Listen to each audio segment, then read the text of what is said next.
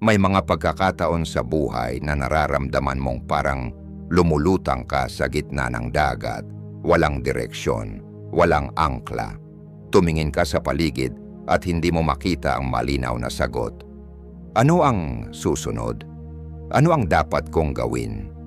Kung ikaw ay nasa ganitong estado, nais kong malaman mong hindi ka nag-iisa. Isang karaniwang karanasan ng tao ang makaramdam ng pagkalito. Pati na ang mga pinakamalalakas na tao ay nakaramdam ng pagkawalan ng direksyon sa isang punto sa kanilang buhay. Ngunit sa mga momentong ito, kapag nagsisimula kang magtanong ng mga ganitong katanungan, may isang magandang bagay na nangyayari. Nagsisimula kang magising. Naniniwala ang mga Stoic na ang bawat pagsubok ay isang pagkakataon upang mapabuti ang sarili. Gaya ng sinabi ni Marcus Aurelius, ang hadlang sa aksyon ay nagpapabilis sa aksyon. Ang nakaharang ay nagiging daan. Ang tila nakakabasag sa iyo ay maaring nagbubukas ng isang bagong landas, isang turning point na ikaw lamang ang makakakita. Ang pinakamagandang bahagi ng mga pinakamahirap na bagay ay kadalasang nagiging tulay ito patungo sa isang mas mataas, mas malalim, at mas angkop na buhay para sa iyong tunay na pagkatao. Ang ilang mga tao ay hindi ito natutuklasan. Tumatakbo sila mula sa sakit imbis na pakinggan ang mensahe na nasa loob nito. Ngunit nandito ka naghahanap at iyon ang unang tanda na ang iyong buhay ay nagbabago patungo sa isang mas magandang direksyon. Sa video na ito ibabahagi ko sa iyo ang 7 tanda o mas tamang tawagin na mga indikasyon na ikaw ay nasa tamang landas patungo sa pagiging mas malakas, mas malinaw na bersyon ng iyong sarili. Number 1, pakiramdam mo'y naliligaw at nalilito. Kung pakiramdam mo'y naliligaw, maaaring maramdaman mong disconnected ka sa lahat ng bagay sa paligid mo. Maaaring itanong mo ang layunin ng buhay at magtaka kung ano ang susunod mong gagawin. Maaring magmukhang nawawala ang direksyon, kahulugan o galaw sa iyong buhay. Ang pakiramdam na ito ay maaring magdulot ng kalituhan at pagkabigo. At maaring itanong mo sa iyong sarili kung ano ang dapat mong gawin tungkol dito. Kung nararamdaman mo ito, huwag mag-alala dahil lahat ng tao ay nakakaramdam ng kalituhan paminsan-minsan. Hindi ito bihira. Sa katunayan, isa itong tunay at makatawid na bahagi ng paglalakbay ng buhay. Ngunit ang hindi alam ng marami sa atin ay, ang pakiramdam na ito ng pagkaligaw ay hindi tanda ng kabiguan, kundi tanda na ang malalim na pagbabago ay nasa iyong harapan. Isipin mo, kailan ba nararamdaman ng mga tao na sila'y naliligaw? Hindi ito nangyayari kapag sila'y natigil sa pamilyar na rutina, ginagawa ang mga paulit-ulit na bagay. Hindi, nararamdaman natin ang pinakamalaking kalituhan kapag ang lumang buhay ay hindi na umaangkop at ang bago ay hindi pa dumating. Nasa gitnang espasyo tayo sa pagitan ng ating nakaraan at ng mga bagong bagay na nabubuo kung saan hindi natin tiyak kung sino tayo. Pero sa kaloob-looban natin ay alam nating hindi na tayo ang dati. Ang pakiramdam na ito ay maaring maging hindi komportable. Parang nakatayo ka sa isang madilim na silid na walang mga bintana, walang labasan, walang eko. Ngunit sa mismong silid na iyon, ikaw ay binubuo muli. Isang beses na isinulat ni Marcus Aurelius, isa sa mga pinakamagaling na emperador at isang Stoic na pilosopo. Ang hadlang sa aksyon ay nagpapabilis sa aksyon. Ang nakaharang ay nagiging daan. Ang kasabihang iyon ay maaring magbago ng pananaw mo sa iyong kasalukuyang kalituhan. Kapag pakiramdam mo yang lahat ay tila tumigil at hindi ka sigurado sa iyong sarili, hindi ito isang hadlang, kundi isang senyales, isang paanyaya na simulan mong makita ang mga bagay ng iba, mamuhay ng iba, at magsimula kang maglakad patungo sa taong tunay mong magiging. Isipin mo ang isang paru-paro sa loob ng kanyang cocoon. Wala siyang ideya kung ano ang nangyayari sa labas. Madilim ito at mahirap huminga. Walang liwanag, walang direksyon, puro higpit at pakiramdam ng pagkakulong. Nakikipaglaban siya, parang sinusubukang tumakas, parang lumalaban sa isang napakasamang bagay. Ngunit sa katotohanan, ang mismong paglaban na iyon ang nagpapalakas sa kanyang mga pakpak. Bawat pagtulak, bawat pagigting, bawat piraso ng sakit na tila walang saysay ay siyang paraan ng kalikasan upang ihanda ang mga pakpak upang makalipad. Kung wala ang dilim, kung wala ang pressure, mananatiling mahina ang mga pakpak at kahit na ang paru-paro ay pakawalan, hindi ito makakalipad. Ang cocoon ay hindi isang bilangguan, ito ay isang proseso, ang huling pagsubok bago maging kung ano ang nararapat maging isang nilalang. At tulad ng paru-paro, ang pinakamadilim na mga sandali sa ating buhay ay hindi ang katapusan. Ito ay isang panahon ng tahimik na paglago. Kapag wala kang malinaw na nakikita, maaring iyon na mismo ang sandali kung kailan ang lahat ay binubuo sa loob mo. Ikaw ay katulad ng paru-paro. Kung ngayon ay pakiramdam mong magulo, o hindi malinaw ang iyong buhay, huwag mag-isip na ito ay nagwawala. Maaaring inaayos lang nito ang sarili. Baka hindi ang buhay mo ang nababagsak. Baka ito na ang oras na magkasama itong bumangon at magkaayos.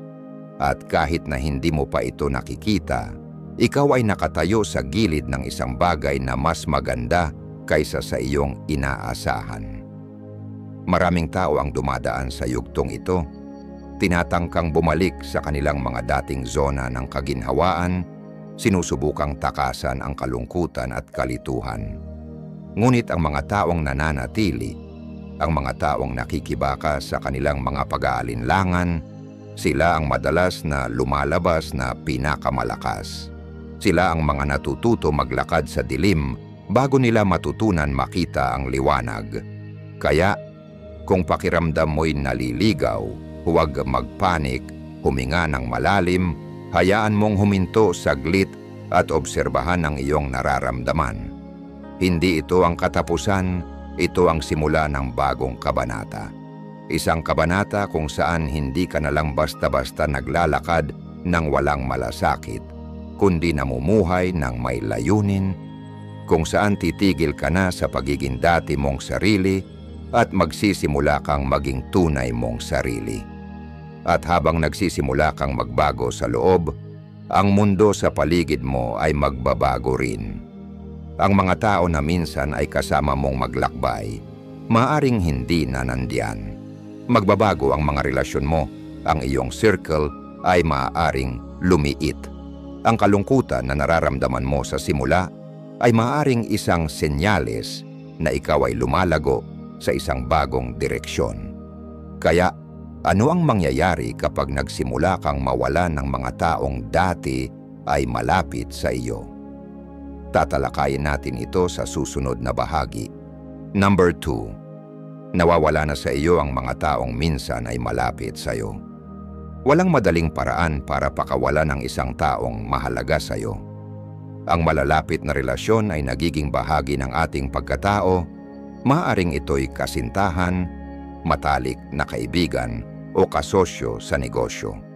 Ang pamamaalam sa isang taong naging mahalagang bahagi ng buhay mo ay parang pagkawala ng bahagi ng iyong sarili. Hindi ka lang basta lumalayo sa isang tao, iiwan mo rin ang mga alaala, mga nakasanayang gawain, at kung minsan, ang dating pagkakakilanlan mo sa loob ng relasyong iyon. Ngunit minsan, ang pagpapaalam ay kinakailangan, kahit masakit. Sa mundong patuloy ang pagbabago, nagbabago rin ang mga tao. Ang pananaw natin sa buhay, ang mga pinahahalagahan natin, at ang mga layunin natin ay unti-unting lumilikha ng distansya sa pagitan natin at ng mga taong dati ay pinakamalapit sa atin. Isang halimbawa si David, isang lalaki sa kanyang maagang 30. Dati siyang bahagi ng isang matibay at masayang grupo ng mga kaibigan mula kolehiyo. Pinagsaluhan nila ang masasayang taon, nagbukasan ng damdamin tungkol sa kabiguan sa trabaho, at sabay-sabay na ipinagdiwang ang maliliit na tagumpay sa buhay. Pero nang simulan ni David ang pagtutok sa personal na pagunlad, pagmumuni-muni at pilosopiya, unti-unting nagbago ang lahat. Naging awkward ang mga usapan tuwing binabanggit niya ang isang librong Stoic na nabasa niya. Binabago agad ang paksa. May isa pang kaibigan na pabirong nagsabi, nagiging matanda na yata si David. Sa simula, sinisi ni David ang sarili. Pakiramdam niya'y kakaiba siya, hindi na siya akma, malayo na sa dati. Pero sa paglipas ng panahon, napagtanto niyang wala namang may kasalanan. Bawat isa ay may sariling landas. At may mga taong nakatakdang samahan lang tayo sa isang bahagi ng biyahe, hindi sa kabuuan nito. Isang beses, sinabi ng pilosopong Stoic na si Epictetus, kapag ang isang tao ay tunay na nakatuntong sa tamang pundasyon ng buhay, hindi na niya kailangan pang hanapin ang pag-apruba mula sa labas ng kanyang sarili. Pinaalala nito sa atin na kung nawawala na sa atin ang mga dating malalapit na tao, maaring senyales ito ng paglago, patunay na umuunlad ka na lampas sa pangangailangan na laging magustuhan o magkasya sa molde ng iba. Darating ang panahon na mararamdaman mong parang hindi ka na nababagay sa mga dati mong kasama. Yung mga dating nagbibigay ng ginhawa, ngayon ay nagbibigay ng stress. Ang mga usapang dating malalim at magaan, ngayon ay tila pilit at mabigat. Yung mga dating sumusuporta sa iyo parang hindi ka nakilala. Tahimik ang ganitong uri ng sakit. At pinapaisip ka nito kung sino ka pa ba. Pero sa totoo lang, ito ay malinaw na senyales na ikaw ay nagbabago para sa ikabubuti. Isipin mo ang sarili mo na parang isang rocket na inilulunsad sa kalawakan. Sa isang tiyak na taas, ang mga panlabas na booster ay humihiwalay, hindi dahil wala na silang silbi, kundi dahil natapos na nila ang kanilang papel. Kung pipilitin mong kumapit sa kanila, hihilahin ka lang nila pababa. Ang mga lumang relasyon na hindi na umaayon sa bago mong mga halaga ay parang mga booster na iyon. Hindi sila dapat dalhin sa susunod mong yugto. Maraming tao ang natitigilan sa gitna ng ganitong proseso dahil masyado silang kumakapit. Piliting buhayin ang namamatay na koneksyon. Subukang baguhin ang iba o paliitin ang sarili para lang mapanatili ang katahimikan. Ngunit sa katotohanan, pinapabagal lang nila ang sariling pag-unlad. Kapag may nagsarang pinto, maaring hindi mo agad makita ang bagong bubukas. Pero mahalaga ang espasyong iyon. Ito ang nagbibigay daan para sa mga taong tunay na nararapat dumating sa susunod mong kabanata. Kaya kung pakiramdam mong nag-iisa ka o nalulungkot sa pagkawala ng mga taong minsang napakalapit sa iyo, ipaalala mo sa sarili mo, hindi ito tunay na pagkawala. Ito ay pag-aayos muli. Inaayos ng buhay ang lahat ng hindi na akma para bigyang daan ang mga bagay na talagang para sa iyo. At kapag tinanggap mo ito ng may kapayapaan, hindi ka lang basta nagpapakawala ng iba, hinahawakan mo rin ng buo ang sarili mo. At marahil, iyon ang pinakamahalagang pagbabago sa lahat. Number 3, hindi inaasahang mga oportunidad ang dumarating. Bago siya naging may akda ng Eat, Pray, Love, natagpuan ni Elizabeth Gilbert ang sarili niya sa tila isang desperadong kalagayan. Diborsyo, depresyon, pagkalito, at pakiramdam na wala ng pag-asa o mahahawakan sa buhay. Nagpasya siyang lisanin ng Amerika para maghanap ng kasagutan kahit hindi siya sigurado kung ano nga ba ang hinahanap niya. Ang kanyang isang taong paglalakbay sa 3 bansa, Italia, Eat, India, Pray, at Indonesia, Love, ay maaaring mukhang pagtakas, pero sa totoo'y naging paglalakbay pabalik sa kanyang sarili. Pabalik sa pasasalamat, katahimikan, at ang kakayahang muling makipag-ugnay sa buhay. Ang memoir na isinulat niya tungkol sa paglalakbay na iyon ay naging pandaigdigang sensasyon na nagsilbing inspirasyon sa milyon-milyon na harapin ang kanilang sakit at magsimulang muli mula sa guho. Sa isang paraang kakaiba, kung hindi siya umabot sa sukdulan ng kanyang paghihirap, marahil ay hindi niya naisulat ang kwento na humipo sa puso ng buong mundo. Kapag pakiramdam mo ay nawawala na ang lahat, baka naman binubuksan ng Diyos ang isang pintong hindi mo kailanman inakalang tatahakin mo. Naranasan mo na ba ito? Matapos ang mga tao ng kabiguan, pagkawala at paulit-ulit na pagsara ng mga pintuan, halos mawala na ang paniniwala mong pwede ka pang makaranas ng magagandang bagay. Sanay ka na sa pagtanggi, pagkakamali at sa pakiramdam ng pagkaligaw. Pero bigla, isang alok na makipagtulungan mula sa dating kakilala, isang hindi inaasahang trabaho, isang biglaang ideya o koneksyong hindi mo inaasahan. Noong una, napakaliit nito kaya muntik mo na itong balewalain. Pero kung titigil ka at pagbibigyang pansin, makikita mong isa pala itong palatandaan. Si Marcus Aurelius, ang dakilang Romanong emperador at pilosopong Stoic, ay minsang nagsabi, "The impediment to action advances action. What stands in the way becomes the way." Pinaalala nito sa atin na minsan, hindi isang malawak na pintuan ang binubuksan ng Diyos. Sa halip, inilalagay niya ang mga hadlang, hindi para pigilan tayo, kundi para ituro ang tamang landas. Ang mismong sandali na pakiramdam mong wala ka nang mapuntahan, ay maaring siya ring oras na nabubuo ang isang bagong daan. Ngunit makikita mo lamang ito kung ikaw ay maniniwala at kikilos. Hindi palaging dumarating ang mga oportunidad sa paraang inaasahan natin. Hindi sila laging may kasamang mga kumikislap na ilaw o bandilang nagsasabing, ito na ang oras ng pagbabago mo. Mas madalas, pabulong kung magsalita ang Diyos, hindi sumisigaw. Lumilitaw ang mga oportunidad sa mga tahimik na paraan, isang mensahe, isang kapehan, isang abalang sitwasyon, o kahit isang pagkakamaling tila nakakatawa. Kung patuloy kang maghihintay sa perpektong sandali o sa paraan ng pagkatok ng Diyos na ayon sa inaasahan mo, baka mamiss mo ang mismong bagay na matagal mo nang ipinagdarasal. Tandaan, ang malalaking tagumpay ay kadalasang nagsisimula sa maliit na pagkakataon. Parang isang maliit na binhi na lumalaki upang maging napakataas na puno. Hindi mo kailangan ng isang malinaw na vision mula sa simula. Ang kailangan mo ay pananampalataya at ang tapang na humakbang.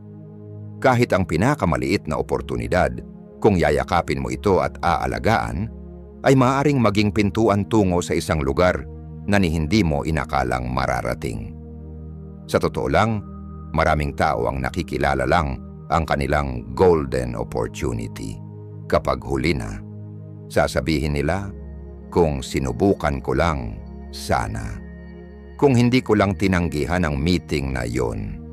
Kung naniwala lang sana ako sa sarili ko kahit kaunti. Huwag mong hayaang maging wakas ng kwento mo ang mga salitang kung sana. Kapag may hindi inaasahang bagay na dumating, tingnan ito bilang paalala na muling inaayos ang takbo ng iyong buhay. Ang totoo, hindi lahat ay nakakakita ng mga palatandaan ng pagbabago. May tatlo na nananatiling nakatali sa duda at takot.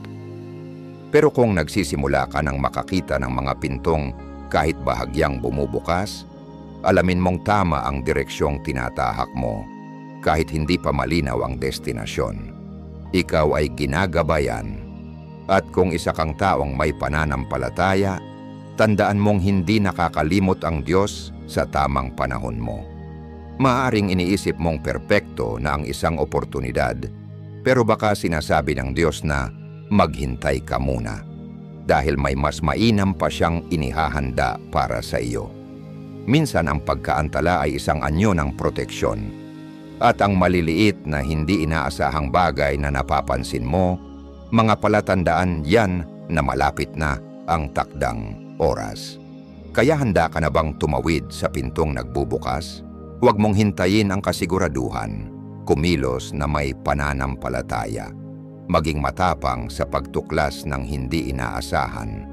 Dahil maaring sa mismong sandaling ito ay umaabot ka na sa bagong kabanata ng iyong buhay. Naranasan mo na bang magkaroon ng isang nakakagulat na sandaling lubusang nagbago ng buhay mo? Ibahagi ang kwento mo sa comments. At number 4, pakiramdam mong kailangang may baguhin. Naranasan mo na bang magising isang umaga, tumingin sa paligid, at biglang maramdaman na parang may mali? Hindi naman dahil may nangyaring malala, maayos pa rin naman ang lahat. Matatag ang trabaho mo, mababait ang mga kaibigan mo, at tumatakbo ang buhay ng normal. Pero sa kaibuturan mo, parang ginagampanan mo na lang ang isang papel na hindi na akma sa'yo. Napapagod ka kahit wala ka namang ginagawa. Ang mga bagay na dati mong kinagigiliwan, ngayon ay parang mabigat na. Ang mga relasyon na dati mong pinahahalagahan, ngayon ay parang pumipigil na sa'yo. At hindi mo maipaliwanag kung bakit. Basta alam mo lang, kailangan ng may baguhin. Ang pakiramdam na yan hindi basta-basta.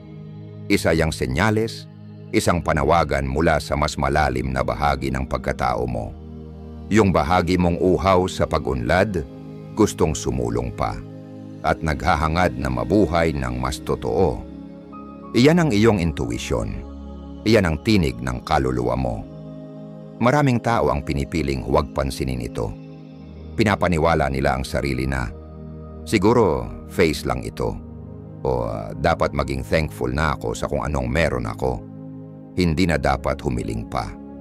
At dahil sa takot sa panganib, takot sa pagbabago, nananatili silang nabubuhay sa isang lumang anyo, habang ang puso nila ay kumakatok na sa pintuan ng isang panibagong mundo. May sinabi ang Stoic philosopher na si Epictetus, una, sabihin mo sa sarili mo kung ano ang nais mong maging, at saka mo gawin ang kailangan mong gawin. Isang makapangyarihang paalala, kung nararamdaman mo nang kailangang magbago, iyon na ang unang hakbang. Kamalayan. Ang susunod na hakbang, aksyon. Hindi mo kailangang malaman agad ang lahat ng sagot, pero kailangan mong magsimula. Maraming tao ang iniisip na ang krisis ay tanda ng pagkabigo. Pero sa totoo lang, ang krisis ay isang paanyaya para magbago. Katulad ng isang sapatos na dating kasya pero ngayon ay masikip na, pwede mong piliting isuot. Pero habang naglalakad ka, lalo lang itong sasakit. At kung hindi mo pipiliing huminto para baguhin ang sitwasyon, mismong buhay ang pipilit sa iyong huminto sa anyo ng pagkapagod, pagka-burnout, o pakiramdam na nawawala ka na. May kaibigan akong si Maria. Nagtatrabaho siya noon sa bangko. Mataas ang sweldo, sigurado ang posisyon. Pero isang araw tumawag siya sa akin. Litong-lito ang boses. Hindi ko maintindihan kung bakit pakiramdam ko hindi na ako makahinga tuwing papasok ako sa opisina. Hindi naman niya galit sa trabaho niya, pero may kung anong hindi na umaayon sa loob niya. Matapos ang ilang buwang paghila ang puso ng isip at damdamin, nagdesisyon siyang mag-resign at mag-aral ng psychology. Ngayon, isa na siyang therapist, gumigising araw-araw na may kasiyahan at layunin, gumagawa ng makabuluhang trabaho. Ang mahalaga ay hindi kung gaano ka ka-successful, kundi kung umaayon pa ba ang ginagawa mo sa kung sino ka ngayon. Kapag naramdaman mong kailangang may baguhin sa trabaho mo, sa mga relasyon mo, o sa paraan ng pamumuhay mo, huwag mo agad itong ituring na negatibo. Sa halip, senyales ito na nilagpasan mo na ang dati mong sarili. Kapag nag-mature na ang kaluluwa mo, hindi ka na kasya sa mga lumang anyo. Ang pagbabago hindi laging madali. Minsan dumarating ito sa gitna ng kaguluhan, pakiramdam ng pagkalito, mga relasyong nauupos, o mga pangyayaring pinipilit kang tanungin ang lahat. Pero sa kaguluhang yun natin, sinisimulang ayusin kung ano ba talaga ang mahalaga. At kapag naging sapat na ang tapang mong makinig sa tinig na yon sa loob mo, unti-unti mong makikita ang bagong landas. Mas malinaw, mas tama para sa'yo.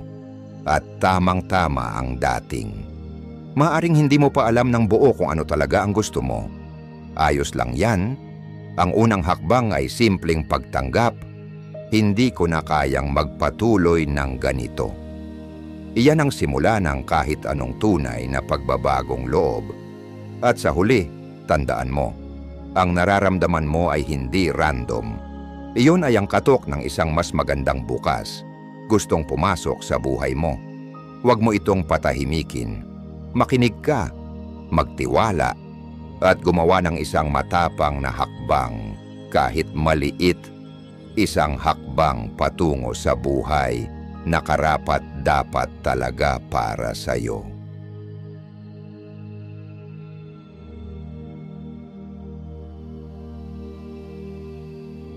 Number 5. Mas nakatuon ka na ngayon sa sariling pag-unlad.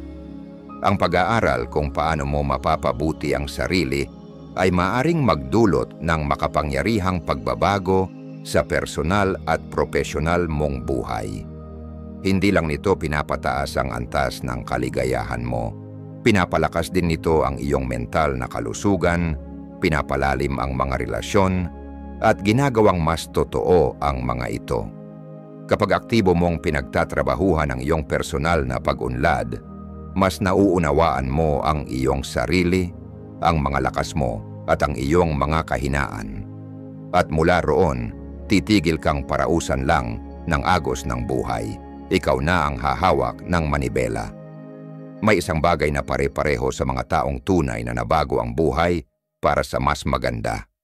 Pinili nila ang landas ng sariling pag-unlad. Hindi sila naghihintay ng swerte. Tahimik silang nagbabasa ng libro, binabago ang kanilang mga gawi, nag-eehersisyo, nagsusulat sa journal, nagme-meditate, at natututo ng mga bagong kasanayan. Walang nagsasabi sa kanila na gawin ito, walang pumupuri. Pero ginagawa pa rin nila dahil sa kaibuturan, alam nilang may mas malaking paparating. Naranasan mo na bang makaramdam ng matinding pagnanais na baguhin ang sarili mo? Baka nagsimula kang magbasa ng mga librong dati wala kang pakialam. O kaya naman nahuhumaling ka ngayon sa mga kwento ng tagumpay, mga aral sa buhay, at mga video tungkol sa disiplina, tibay ng loob, at paglago. Hindi yan aksidente. Yan ang isipan mo, naghahanda para sa susunod na yugto ng buhay mo. Sabi ni Epictetus, walang totoong malaya kung hindi niya kayang pangasiwaan ang sarili niya. Isang matinding gising ang mga salitang iyon, dahil ang paglalakbay ng self-improvement ay hindi lang tungkol sa pagiging mas magaling o mas matagumpay. Ito ay tungkol sa pagpapalaya sa sarili mula sa takot, katamaran, at mga luma ng bersyon ng kung sino ka dati. Kapag napanghahawakan mo na ang sarili mo, ang iyong mga iniisip, kilos, at reaksyon, doon ka tunay na magiging malaya. At iyan ang pinakamalinaw na palatandaan na papasok ka na sa mas magandang yugto ng buhay mo. Isang malinaw na halimbawa, ang Oscar-winning actor na si Matthew McConaughey. Sa tuktok ng kanyang karera, bigla siyang tumanggi sa mga paulit-ulit na role at tinanong ang sarili, sino ba talaga ako? Pinahinto niya ang kanyang karir. Nagsimula siyang magsulat sa journal araw-araw, magbasa ng filosofiya, mag-meditate, at bumagal ang takbo ng buhay niya. Akala ng iba, bumabagsak na siya. Pero sa totoo lang, nagbabago siya. At ang resulta, bumalik siyang mas malinaw, mas nakatapak sa lupa, at mas malalim bilang tao. Hindi lang kinikilala sa kanyang talento, kundi pati sa lalim ng kanyang pagkatao. Ang kamangha-mangha dito, Ang ganitong klase ng pagbabago ay hindi nangyayari ng basta-basta. May malinaw na panloob na damdamin na nagsasabing, handa na akong maging mas mabuti. Kung nagsimula ka ng questionin ang mga dating gawi mo, naglilinis ng kalat sa buhay mo, mas sinasala ang mga pinapakinggan at pinapanood mo, o tinuturuan ang sarili ng bagong kaalaman bawat araw, alamin mo ito, hindi ito nagkataon. Isa itong senyales na hinahanda ka para sa isang bagong yugto. Mas mahirap, oo, pero mas malalim, mas makahulugan. Isipin mo ito. Hindi ka naman mag-iensayo para sa isang marathon kung wala kang planong tumakbo. Ganoon din, hindi ka basta-basta mahihilig sa kaalaman, disiplina, at personal growth kung hindi naghahanda ang buhay mo para sa isang malaking pag-angat. Ang pagbabagong yan sa isipan mo ay refleksyon ng isang mas malaking pagbabago sa abot tanaw. Huwag mong maliitin ang pag-usbong ng pagnanais na paunlarin ang sarili. Ito ay isang regalo, isang panawagan, isang uri ng paghahanda na ginagawa ng iyong subconscious bago dumating ang totoong oportunidad, hamon o pagbabagong magpapabago sa takbo ng buhay mo. Kaya kung mas madalas kang nagbabasa, mas disiplinado ka na, at mas malinaw ang mga layunin mo, huwag mong isipin na isa lang itong phase. Yakapin mo ito. Ito ang yugto ng iyong pagbabago. Tinuturuan ka na ng nakaraan ng mga dapat mong matutunan. At ngayon, tumutawag na ang kinabukasan. At handa ka nang sagutin ito. Mahalaga ang pananaw mo. Nasaan ka na sa iyong self-improvement journey? Ano ang nagtulak sa iyong magsimula? Ibahagi mo ang kwento mo sa comments. Gusto ko itong marinig. Number 6. Ang mga pagsubok ay dumarami. Naranasan mo na bang pakiramdam na itinutulak ka ng buhay sa gilid? Isang bagay na hindi pa naayos bago ka matamaan ng isa pang problema. Sinusubukan mong ayusin ang isang issue, ngunit dalawang iba pa ang lilitaw. Parang nabaon ka sa isang walang katapusang bagyo, pagod, discouraged, at parang walang way out. Baka natanong mo na sa sarili mo, nasa maling daan ba ako? Pinaparusahan ba ako ng buhay? Ngunit paano kung sabihin ko sa iyo na ang mga sunod-sunod na kabiguan, pagkaantala at kalituhan ay hindi senyales ng pagkatalo kundi senyales na may malaking bagay na malapit ng mangyari? Naniniwala ang mga Stoic na ang bawat hamon ay isang kasangkapan upang palakasin ang isip. Sabi nga ni Epictetus, ang mga paghihirap ay mga bagay na nagpapakita kung ano ang isang tao. Ang sipi na ito ay hindi lang paalala, kundi isang wake-up call. Kapag dumating ang mga pagsubok, hindi ka nito sisirain. Narito ito upang ipakita kung sino ka talaga. Pinipilit kang magmuni-muni kung saan mapipilitan kang harapin ang mga katotohanan, limitasyon, at ang sarili mong lakas. Isipin mo si Vera Wang, isa sa mga pinakasikat na bridal designer sa buong mundo. Kaunti ang nakakaalam na hindi nagsimula ang kanyang paglalakbay sa fashion. Dati siyang isang competitive figure skater na nagsanay ng walang humpay noong kanyang kabataan na may pangarap na makapasok sa Olympics. Ngunit noong 1968, nang hindi siya makapasok sa US Olympic team, ang kanyang unang pangarap ay nabasag. Pagkatapos ng pagkatalo na iyon, lumipat siya at naging fashion editor sa Vogue. Ngunit nakaharap muli sa isang setback. Hindi siya pinili para maging editor-in-chief, isang posisyon na pinaghirapan niya ng halos 20 taon. Ngunit imbis na sumuko, nagdisenyo siya ng sarili niyang wedding dress noong siya'y 40 taong gulang. At ang desisyong iyon ang nagpasimula ng imperyo na ngayon ay kilala bilang Vera Wang. Kung hindi siya nabigo sa sports, kung hindi siya tinanggihan sa publishing, maaring hindi nakilala ang pangalan ni Vera Wang sa buong mundo. tulad ng pagkakakilala natin sa kanya ngayon. Minsan ang mga hindi inaasahang paglihis sa daan ay nagdadala sa iyo exactly kung saan ka talaga nararapat. Parang pagpapalakas ng pana, mas lalapit ang string, mas malakas ang pag-launch nito. Bawat pagkatalo, bawat pagtanggi, bawat sandali ng pagkapagod, hindi ito katapusan. Ito ay pressure, ito ay paghahanda, ito ay ang buhay na nagtatanong, handa ka na ba para sa susunod? Kung dumating ang tagumpay ng madali, hindi mo alam kung paano ito hahawakan. Kung dumating ang kaligayahan ng walang sakit, hindi mo ito pahahalagahan. At kung hindi ka kailanman itinulak sa iyong mga limitasyon, hindi mo malalaman kung gaano ka kalakas. Kaya kung parang binabalakid ng buhay ang bawat daan ngayon, huwag mawalan ng pag-asa. Baka nandoon ka na sa gilid ng isang breakthrough. Madalas, sinusubok tayo ng buhay bago ito magbigay ng isang malaking bagay. Nais nitong malaman kung ikaw ay sapat na matatag, malalim, at malakas upang tanggapin ito. Tandaan mo ito, ang mga malalakas na tao ay hindi yung mga hindi natatumba, kundi yung mga patuloy na bumangon muli at muli. Tanungin mo ang sarili mo, kung ang lahat ay parang nagkakagulo, maaring ang mga bagay ay tunay na nag-aayos sa mas magandang paraan? Baka sa pinakakakalat na mga sandali, tahimik na inaayos ng buhay ang iyong sarili upang maging mas tapat na bersyon ng iyong sarili. At isang araw sa gitna ng lahat ng kaguluhan, mapapansin mong hindi ka na nagpapanik. May kakaibang katahimikan na lumalago sa iyo, na parang kahit ano pa mang mangyari, magiging okay ka. Ito ang ikapitong senyales at isa ito sa pinakalinaw na senyales na ikaw ay nagbabago para sa mas mabuti. Patuloy na manood.